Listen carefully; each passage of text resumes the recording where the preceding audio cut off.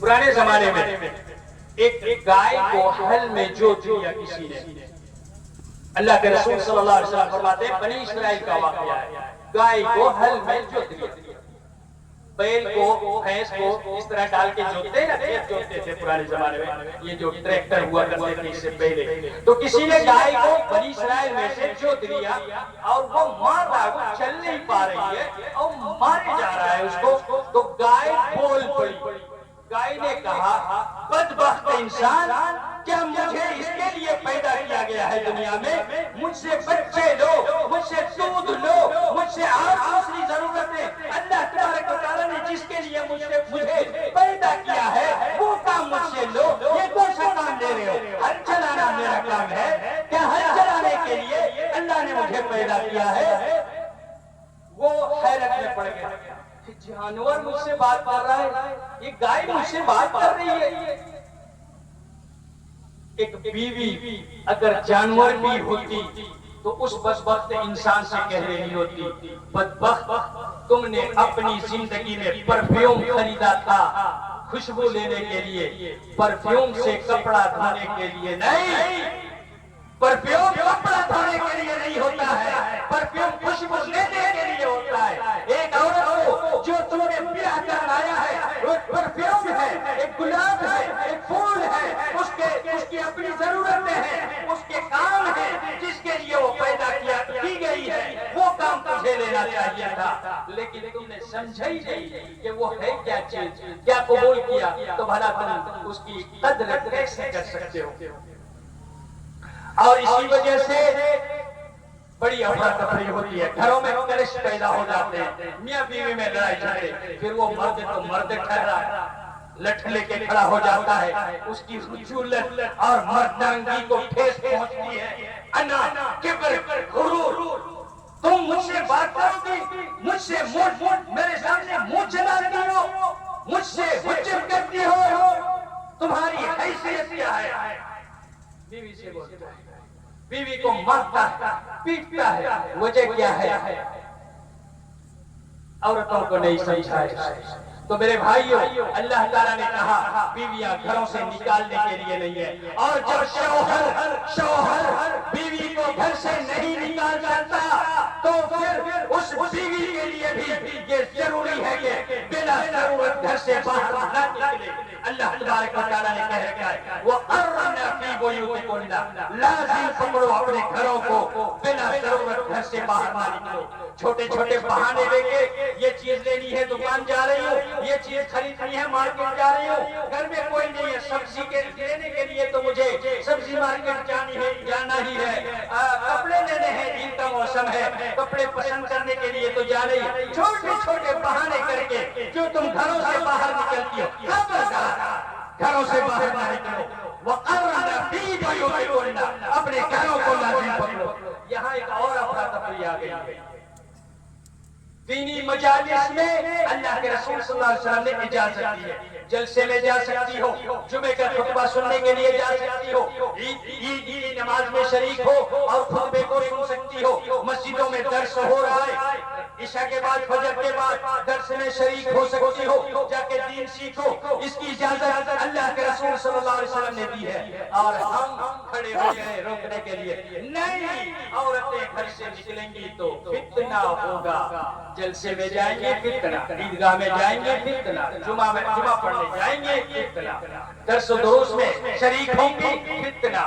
اور جب میلے میں جائے گی, دسہرے کے میلے میں جائے گی, کسی آرکیسٹرا میں جائے گی, مارکیٹوں میں لے کے گھومیں گے, ہاتھ میں ہاتھ ڈال کے بے حیائی سے جو حرکتیں گھر کی چہاردیواری کے اندر ہونی چاہیے وہی حرکتیں شرعیات بازاروں چوک چوراہوں پر کرتے ہوئے ہمیں شرم نہیں آتی. اس وقت فتنہ کہاں جاتا ہے؟ وہاں فتنہ نہیں, فتنہ وہاں ہے جہاں رسول نے حکم دیا. اللہ کے رسول صلی اللہ علیہ وسلم نے فرمایا, اللہ کے بندو, اللہ کی بندیوں کو لا تمنعوا امام اللہ مساجد اللہ, اللہ کی مسجدوں سے اللہ کی بندیوں کو نہ روکو, تمہیں روکنے کا کوئی حق نہیں ہے. اگر مسجد جا رہی ہے اللہ کی بندی نماز پڑھنے کے لیے, دینی تعلیم حاصل کرنے کے لیے, درس و تدریس میں شریک ہونے کے لیے, کوئی خطبہ ہو رہا ہے سننے کے لیے, تو تم نہیں روک سکتے. لا تمنعوا اماء اللہ مساجد اللہ. لیکن چوک چوراہوں پر تم ہی نے تو اسے شوق دلایا. گھر میں بیٹھے ہو, جاؤ سبزی لے آنا. گھر میں بیٹھے ہو, جاؤ دکان سے لے آنا. یہ عادت کس نے دلائی؟ گھروں سے نکلنے کی عادت کس نے دلائی؟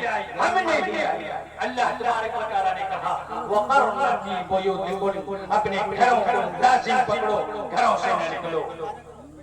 وَأَقِمْنَ الصَّلَاةَ, نماز قائم کرو. وَآتِينَ الزَّكَاةَ, اور زکات دو.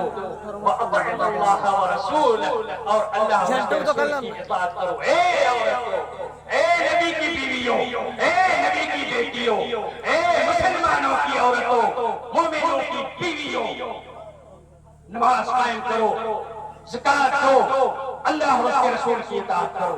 آگے چل کے اللہ تبارک و تعالیٰ کہتا ہے, بڑی پیاری آیت ہے, کہا انما یرید اللہ لیذہب عنکم الرجس اہل البیت ویطہرکم تطہیرا. اے نبی کی گھر والیوں, اے نبی کی بیٹیوں, اے مومنوں کی عورتوں, یہ مت سمجھنا اللہ تم پر شک کر رہا ہے اس لیے چہرہ ڈھانپ کے کہہ رہا ہے. اللہ چاہتا ہے تمہارے اندر سے گندگیاں ختم ہو جائے. گندی نظر جو تم پر پڑے گی, گندی نظر, اوباش لڑکے, بے حیا بدتمیز قسم کے لوگ جو چھیڑ چھاڑ کرتے ہیں راستے میں چلتے ہوئے, وہ زبان, وہ آواز تمہارے کانوں پر پڑے گی. ان گندگیوں سے اللہ تمہیں پاک کرنا چاہتا ہے. لیذہب عنکم الرجس, رجس کہتے ہیں ناپاکی, نجاست. نجاست کو اہل بیت خاص طور سے نبی کے گھر والوں سے اللہ تبارک و تعالیٰ دور کرے.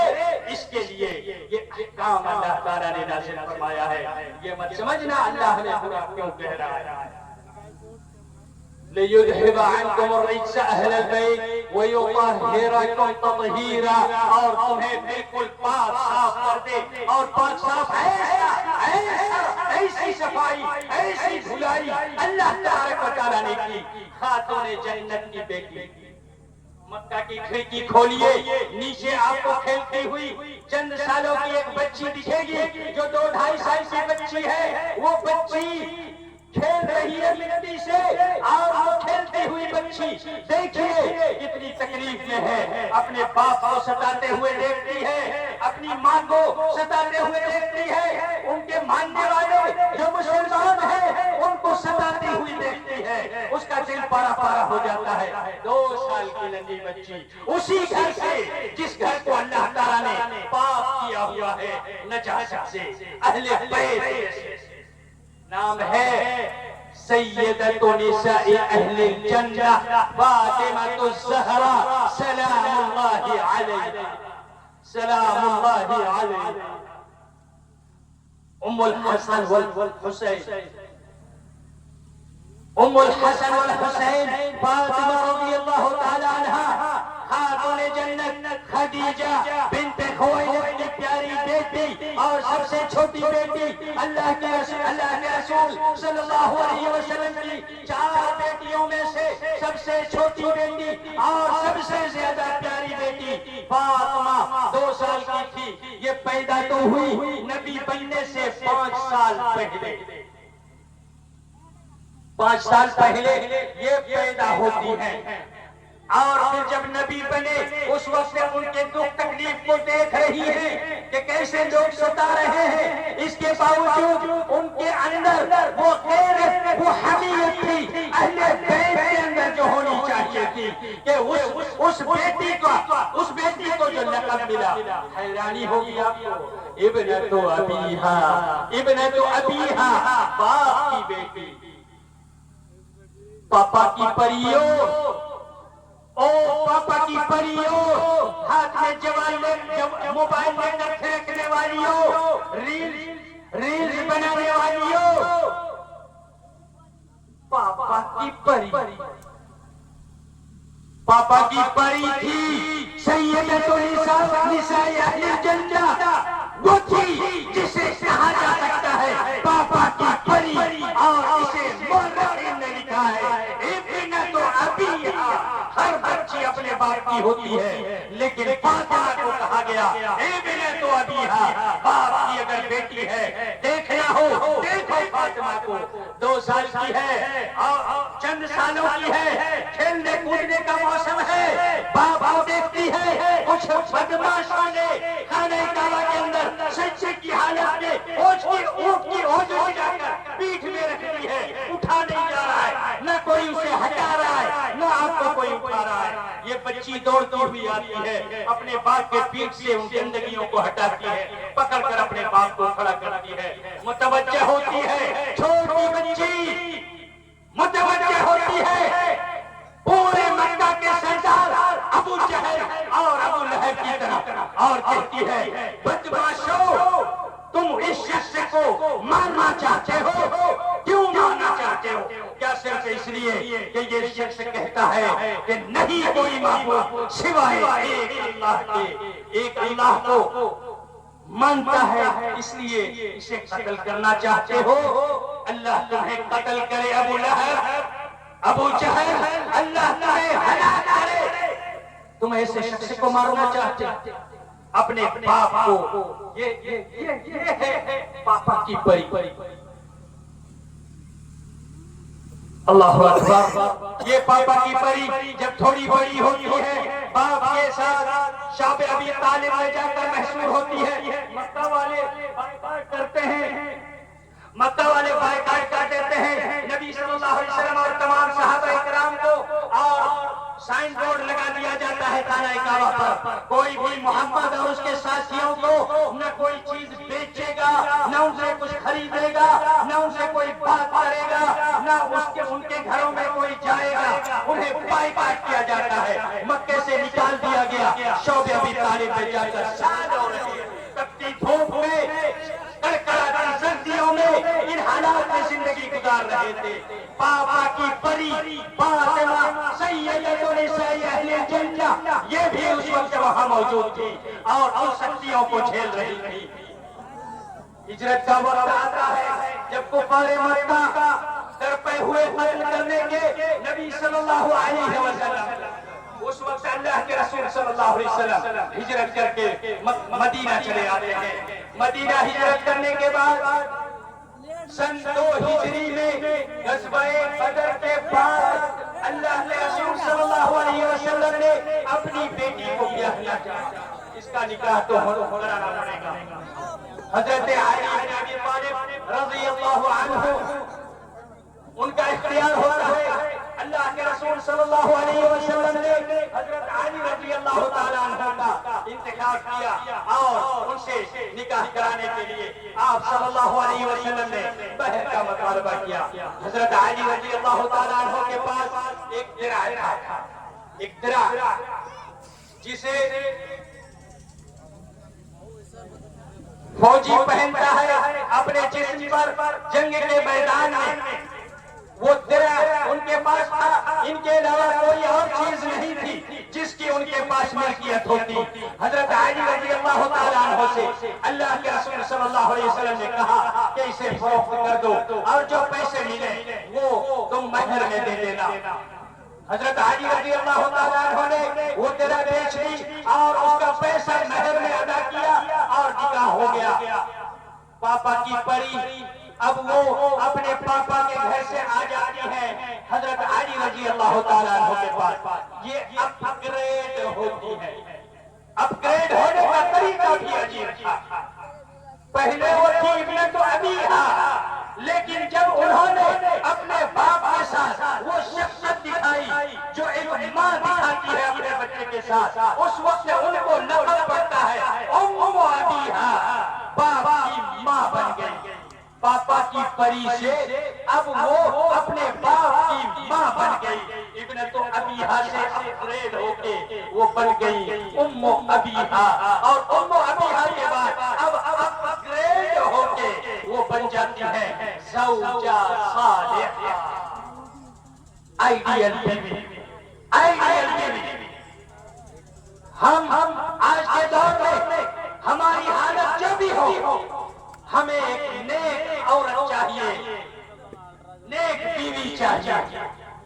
نماز نہیں پڑھتا ہوں کوئی بات نہیں، انگوٹھا چھاپ ہوں کوئی بات نہیں، فقیر چٹ ہوں کوئی بات نہیں، لیکن ڈیمانڈ ایسی کرتے ہیں بیوی جو ہو وہ اعلیٰ درجے کی تعلیم یافتہ ہو، صحابہ سے صحابیات سے کمتر درجے کی نیککار اور صالحانہ ہو، ایک ایک چیز کا ٹیسٹ لیا جاتا ہے۔ چل کے دکھاؤ، بکری خریدنے جاتے ہیں، چل کے دکھاؤ، ہنس کے دکھاؤ، بات کر کے دکھاؤ، اس کے بعد بھی کئی ایسے بدبخت ہوتے ہیں اسے ریجیکٹ کر کے چلے جاتے ہیں۔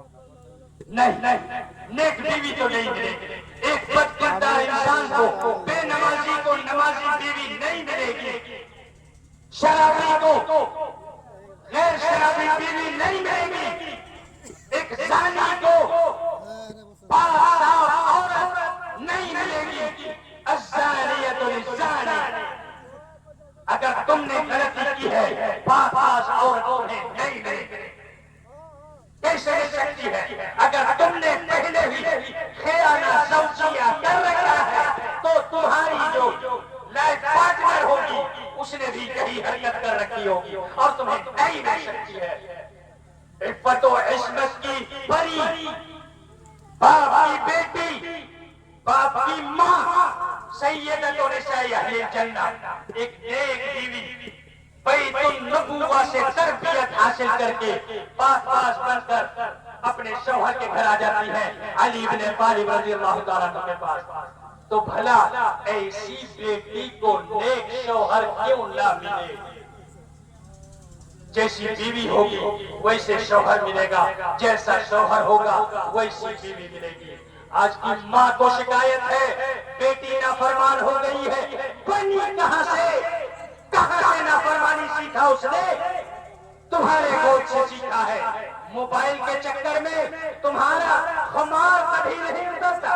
ابھی ہمارے مولانا صاحب تقریر میں شراب کی حرمت پر بیان کر رہے تھے۔ سب سے بڑا شراب کیا ہے پتہ ہے؟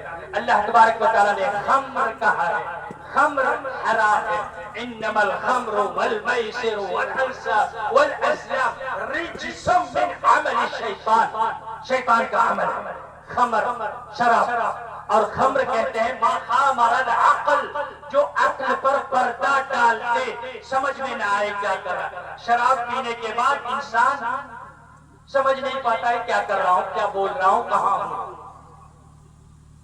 آج کا سب سے بڑا شراب پتا ہے، چلتے ہوئے موبائل ہاتھ میں لے کے گٹر میں گرتے ہوئے لوگوں کو دیکھا ہے۔